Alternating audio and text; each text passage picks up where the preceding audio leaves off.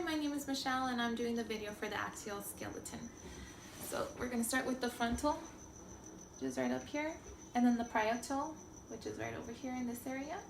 The occipital is in the back area, right over here. And the external occipital protuberance is this little bony area right here, which it's a muscle that keeps the head upright and allows it to tilt backwards. And let's see. The temporal mandibular joint, which is right in this area here. This little bone here, the joint. And then there's the mastoid process, which is right over here. The styloid process, which is kind of inside this area here. And then the external acoustic meatus, which is right here, the little hole area, and then this is the squamous part. So we're going to look through the internal view of the petrous part of the temporal bone, which is right in this area here. And what's housed in it is the internal structure of the ear. Then we also have the internal acoustic meatus, which is right in this area here. And what goes through there is the vestibular cochlear nerve, the facial nerve, the labyrinth, and the labyrinth artery. Then we also have the sphenoid, which is the outer view. It's right over here, but you can also see if you look in through the eye right over here, and which is the superior orbital fissure.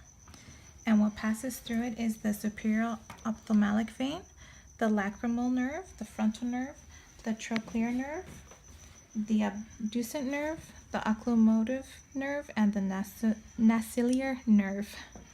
And then on the inside, you can see it right in this area here. The lesser wing would be up here, and the greater wing would be in the lower area. And what passes through there is the optic nerve and the ophthalmic artery. And in this area here, they have the sella turcica, which is where the pituitary gland is. And then for the ethmoid, outside you can see it in this area here. And the internal view, it's this whole area right here.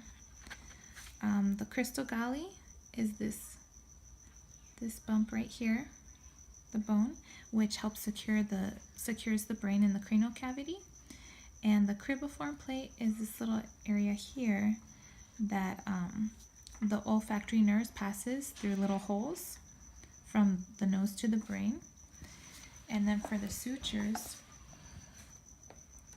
we have the coronal, which is split with the frontal and the parietal bones.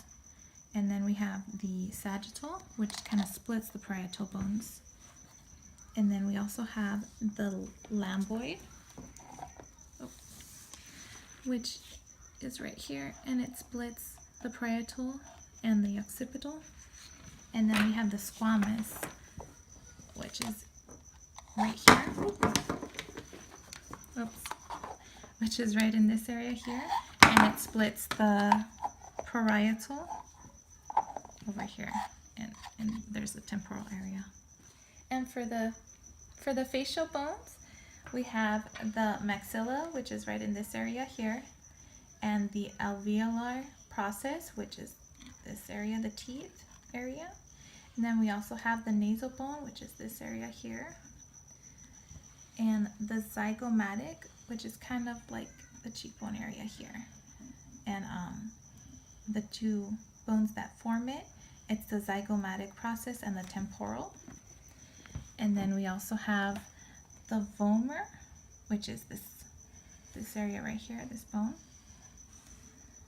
And the ethmoid is in this area here, which we showed earlier also.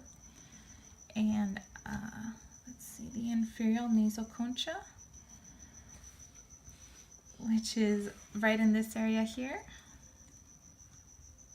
and it forms part of the lateral walls of the nasal cavity. And here we have the mandible. We have the body of the mandible right here. The angle, right in this, kind of like the bump right here. The ramus is right over here, right in this area here. And then we also have the mandibular condyle, which is right in this area here. And the mandibular notch, which is this little kind of like little curve. And then the coronoid process right on this bump right here.